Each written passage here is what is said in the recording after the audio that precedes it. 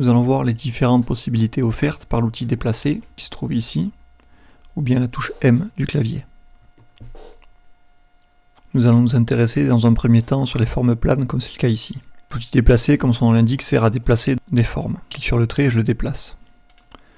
De même pour le cercle, pour les formes simples aussi, rectangulaires, pour les formes rectangulaires avec des dessins à l'intérieur, même manière. En revanche, si je clique cette fois sur la surface à l'intérieur, je déplace uniquement ma surface.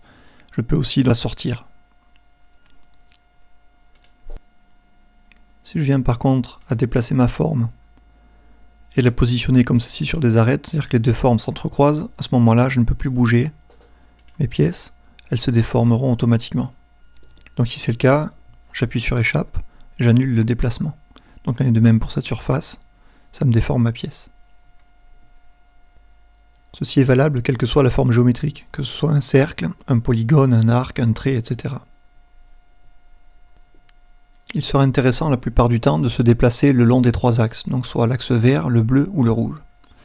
Donc pour cela, je clique donc sur ma forme, et on voit donc que je me déplace ici suivant l'axe vert, suivant l'axe rouge, et suivant l'axe bleu. Donc si je me déplace suivant l'axe bleu, je tourne mon dessin, je me suis déplacé en l'air cette fois. Donc je reviens en arrière, et on voit bien que ma surface était sur le sol auparavant. Il sera parfois difficile de conserver l'orientation sur l'axe vert, rouge ou bleu.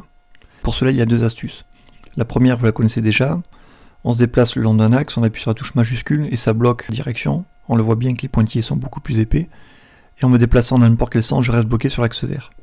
Il en est de même pour l'axe rouge, j'appuie sur majuscule, ça bloque. Sur l'axe bleu, majuscule, ça bloque aussi. Deuxième possibilité, sans toucher à la touche majuscule, c'est tout simplement d'utiliser les touches de direction du clavier. Si j'appuie sur la flèche vers le haut, je bloque ma direction dans le sens de l'axe bleu.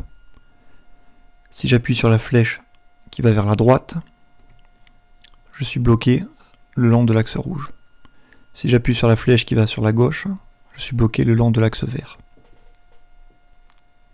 Il est bien plus pratique d'utiliser donc ces touches de direction pour bloquer les déplacements. Ça évite d'avoir un doigt constamment appuyé sur la touche majuscule, par exemple. Si l'on souhaite débloquer la direction, parce que là elle est bloquée réellement, il faut que je rappuie sur la même touche. C'est-à-dire qu'ici c'était la touche gauche pour débloquer. Et je retourne dans un accès libre de déplacement.